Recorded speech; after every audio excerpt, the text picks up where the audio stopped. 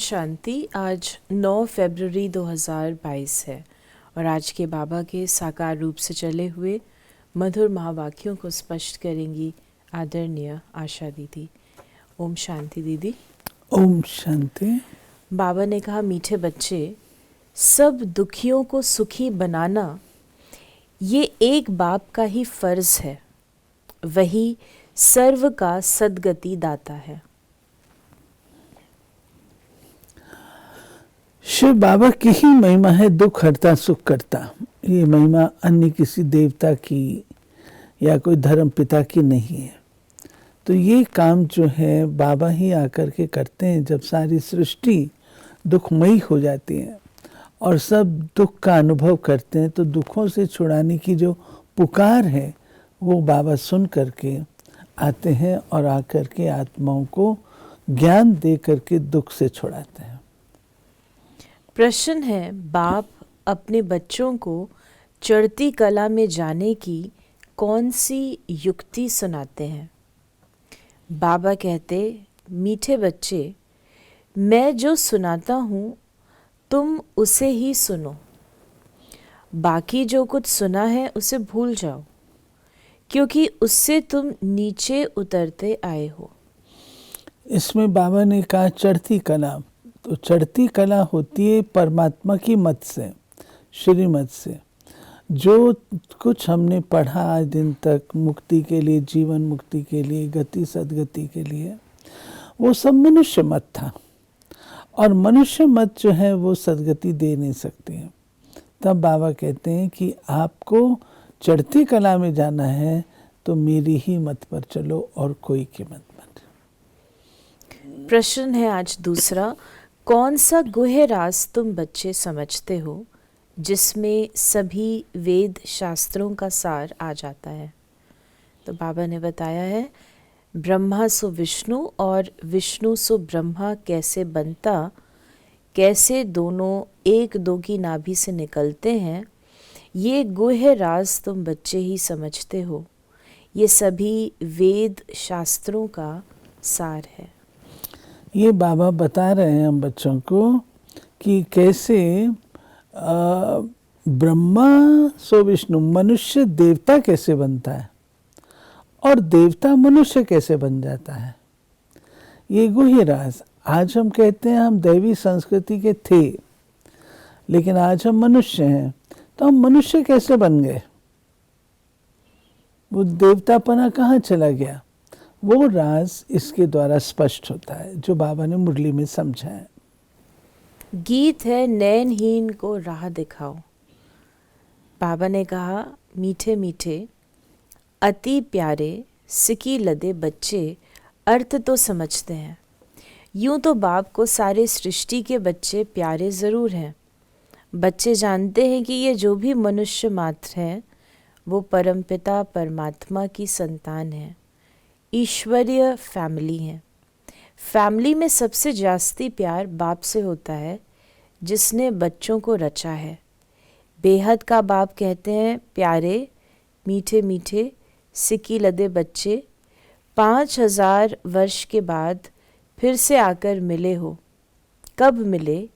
इस संगम युग पर। बाबा अपने बच्चों को पहले तो मुलाकात करते हुए कहते हैं कि तुम्हारी मुलाकात कब होती है? कब होती है? जबकि एक कल्प का अंत होता है और दूसरे कल्प की आदि होती है। जबकि तुमको वापस अपने घर लौटना होता है तो घर ले जाने वाला मैं ही हूँ। तो घर का पता ही मेरे पास है, तो मैं तुम बच्चों को अपने साथ वापस ले चलता हूँ। शांति के लिए कितनी कॉन्फ्रेंस आदि करते हैं, आपस में मिलते हैं कि सृष्टि में मारा मारी बंद हो जाए और आपस में शांति कैसे हो। नहीं तो आपस में लड़कर विनाश कर देंगे। विनाश से डरते हैं। ये भूल गए हैं कि बाप ही आकर सुख धाम अर्थात आदि सनातन देवी देवता धर्म की फिर से स्थापना करते हैं, जो अब हो रही है। तुम सब बैठे हो बेहद के बाप से बेहद सुख का वर्षा लेने। फिर बाबा ने कहा कि बाबा ने कहा कि अब कलयुग के अंत में अनेकानेक धर्म है, बाकी एक देवता धर्म प्राय लोप है। कंगाल महान दुखी बन पड़े हैं। अब वो बाप कहते हैं, ये ब्रह्मा दादा जो जवारी था, ये नहीं कहते हैं, निराकार बाप कहते हैं इस शरीर द्वारा कि ये ब्रह्मा भी अपने जन्मों को नहीं जानते हैं। तुम ब्रह्मा कुमार कुमारियां भी अपने जन्मों को नहीं जानते थे। मैं इनमें प्रवेश करता हूँ, ये भी ड्रामा था। कैसे प्रवेश होते हैं ये सवाल नहीं है। बाप कहते हैं मेरे को अपना शरीर नहीं है, मैं साधारण बूढ़े तन में आकर प्रवेश करता हूँ, आता हूँ भारत में। बाबा ने अपने अवतरण को स्पष्ट किया है। शिव बाबा जन्म नहीं लेते हैं। जन्म साधारण मनुष्य आत्मा लेती है। जन्म होता है कर्मों के हिसाब किताब के आधार से, परंतु शिव बाबा अवतरित होते हैं, परकाय प्रवेश करते हैं, और जिस रथ में प्रवेश करते हैं उसका नाम ब्रह्मा रखते हैं, और उनके मुखारविंद के द्वारा ज्ञान सुनाते हैं। तो जो धारणा होती है उनको कहते हैं ब्रह्मा कुमार और ब्रह्मा कुमारियाँ। बाबा ने कहा ये सब बना बनाया बेहद का बड़ा ड्रामा है। जो सेकंड पास होता है वो फिर रिपीट होगा। ये बेहद ड्रामा का राज बाप ही समझाते हैं। फिर बाबा ने कहा क्यों बाबा समझाते हैं? क्योंकि बाबा इस ड्रामा के चक्र से न्यारे हैं। बाबा इसमें आते ही नहीं हैं, तो जो चक्र से न्यारा होगा वही इसके राज को समझा सके। बाप कहते हैं बच्चे, जो कुछ तुम दान पुण्य आदि करते आए हो ये सब है भक्ति मार्ग। इनसे कुछ भी प्राप्ति नहीं है, क्योंकि भक्ति में अब कोई भी सार नहीं है। फिर बाबा ने कहा, क्यों बाबा ने कहा कि उससे कोई भी तुमको फायदा नहीं हुआ? क्योंकि किसके प्रति किया? थोड़ा बहुत उसका आपको कड़ा दाना रिजल्ट मिल जाए। कोई भी चीज़ कोई देता है तो उसका रिटर्न तो मिलता ही, लेकिन ये भाग्य बने और व्यक्ति उन्नत हो जाए वो नहीं हो पाता, क्योंकि जिसके अर्थ करते हैं उसका ही परिचय नहीं है ना। फिर बाबा ने हम बच्चों को बतलाया कि तुम बच्चे अब बरोबर भारत को पवित्र बनाने की सर्विस कर रहे हो। तुम हो खुदाई खिदमतगार, तुम्हारी बाप से प्रीत है, बाप की श्रीमत पर चलते हो, तब श्रीमत भगवद गीता गाई हुई है। भगवान कोई शास्त्र नहीं पढ़ेगा, कोई भी धर्म स्थापक कब शास्त्र नहीं उठाते, वो आते हैं धर्म स्थापन करने। उनके पास जो नॉलेज है वही सुनाएंगे। ऐसे नहीं कि क्राइस्ट ने आकर बाइबल पढ़ा, नहीं, वो आया धर्म स्थापन करने। बाप आकर श्रीमत देते हैं, श्री अर्थात श्रेष्ठ मत। तुम बच्चे अब श्रीमत पर चलते हो। एक्सप्लेन कर रहे हैं कैसे धर्म स्थापना का कार्य होता है। तो शिव बाबा कहते हैं कि मैं तो हूँ ज्ञान का सागर, तो मैं ओरिजिनल जो ज्ञान है वो मैं सुनाता हूँ। जो अन्य धर्म स्थापक हैं वो भी ऐसे नहीं जो ऑलरेडी एग्जिस्टिंग धर्म ग्रंथ उनके हैं उनको उठा के कोई सुनाते हैं, नहीं, परंतु वो जब अवतरित होते हैं ऊपर से तो जो कुछ उन्होंने सुनाया वो उनके जीवन काल में तो लिखा नहीं जाता है, वो उसके बाद लिखा जाता है, तो वह धर्म ग्रंथ उनका बन जाता है।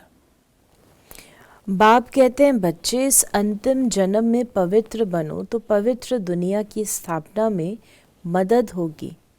पवित्रता तो अच्छी ही है। बहुत बच्चियां मार खाती हैं, अबलाओं पर अत्याचार होते हैं। लिखते हैं बाबा क्या करें, हमको इस बंधन से छुड़ाओ। दुखों से छुड़ाने वाला, बंधनों से छुड़ाने वाला, पाशों से छुड़ाने वाला शिव बाबा ही है। तो बाबा से बच्चे अनुरोध करते हैं, प्रेयर करते हैं, पुकारते हैं कि हम यहाँ पर इस सृष्टि में अब हम बहुत दुखी हैं, आप ही हमको उस दुख का कारण बता करके कारण से निवारण कर सकते। मुख्य विकार है अशुद्ध अहंकार, देह अभिमान। देह से मोह रहता है, वहाँ है आत्म अभिमानी। समझते हैं हम पुराना शरीर छोड़ दूसरा लेते हैं, उसको आत्म अभिमानी कहा जाता है। फिर बाबा ने कहा, बाप कहते हैं तुम सब आत्मा हो, शिव बाबा को याद करते रहो क्योंकि अब वापस जाना है। ये है आत्माओं की सच्ची सच्ची रूहानी यात्रा। सबको सुप्रीम बाप के पास जाना है। सुप्रीम बाप के पास जाना है, लेकिन कैसे जाना है? बाप स्वयं हमें ले चलते हैं। हम वैसे तो नहीं जा सकते, लेकिन बाबा अपने साथ हम बच्चों को ले चलते हैं। फिर बाबा ने कहा कि अब सारी दुनिया तो राजयोग नहीं सीखेगी, कल्प पहले वाले ही यहाँ आएंगे। अभी कलम लगना है। जो देवी देवता धर्म का मीठा झाड़ था, सो प्राय लोप हो गया है, बाकी टाल टालियाँ खड़ी हैं। बाबा ने बैनियन ट्री का मिसाल दिया।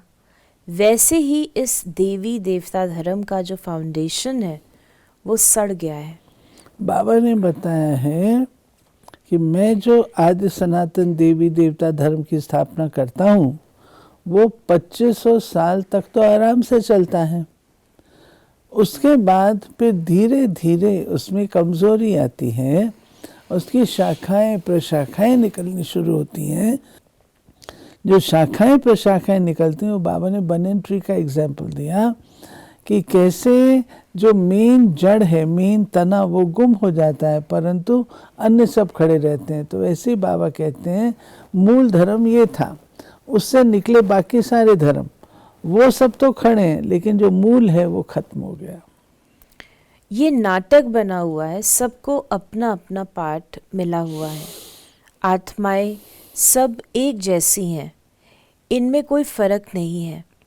ऐसे नहीं हमारी आत्मा छोटी है, बाबा बड़ा है, नहीं।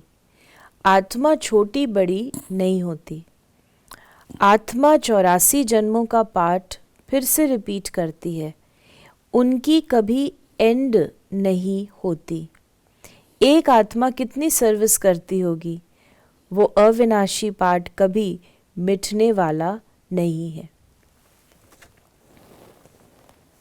फिर बाबा ने कहा कि बाप समझाते हैं, बच्चे आत्मा देखो कितनी छोटी है, आत्मा के ऑर्गन्स देखो कितने बड़े हैं। इस समय सबकी आत्मा और शरीर दोनों ही पतित हैं, अब फिर पावन बनना है।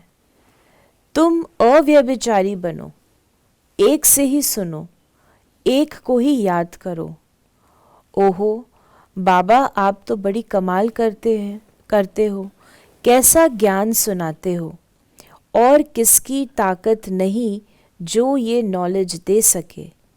तुम्हारी चढ़ती कला अभी होती है जबकि बाप आकर पढ़ाते हैं। फिर बाबा ने आज हम बच्चों को वरदान दिया है, स्वस्थिति द्वारा हर परिस्थिति को पार करने वाले मास्टर त्रिकालदर्शी भव। जो बच्चे त्रिकालदर्शी स्थिति में स्थित रहते हैं, वो अपनी स्वस्थिति द्वारा हर परिस्थिति को ऐसे पार कर लेते जैसे कि कुछ था ही नहीं। नॉलेजफुल त्रिकालदर्शी आत्माएं समय प्रमाण हर शक्ति को, हर पॉइंट को, हर गुण को ऑर्डर से चलाते हैं। ऐसे नहीं कि समय आने पर ऑर्डर करें सहन शक्ति को और कार्य पूरा हो जाए फिर सहन शक्ति आए। जिस समय जो शक्ति जिस विधि से चाहिए उस समय अपना कार्य करे, तब कहेंगे खजाने के मालिक मास्टर त्रिकालदर्शी। बाबा ने कहा खजाने के मालिक तभी हो सकता है जबकि उसके अंडर जो है उसका कहना माने। तो जिस शक्ति को जब हम आवाहन करें उस समय वो उपस्थित हो जाए, तब तो हम हैं मालिक। और अगर उपस्थित नहीं होती है तो वो फिर अभी मार्जिन है मालिक बनने में। स्लोगन है, जो सदा खुश रहते हैं और सबको खुशी बांटते हैं, वही सच्चे सेवाधारी हैं। तो ये थे बाबा के आज के महावाक्यों का स्पष्टीकरण। यदि आपके मन में कोई सवाल है तो आप व्हाट्सएप करें या मैसेज करें 8826599309 पर, और हम आपके प्रश्नों का उत्तर प्रश्नोत्तरी कार्यक्रम में लेने का प्रयास अवश्य करेंगे। ओम शांति।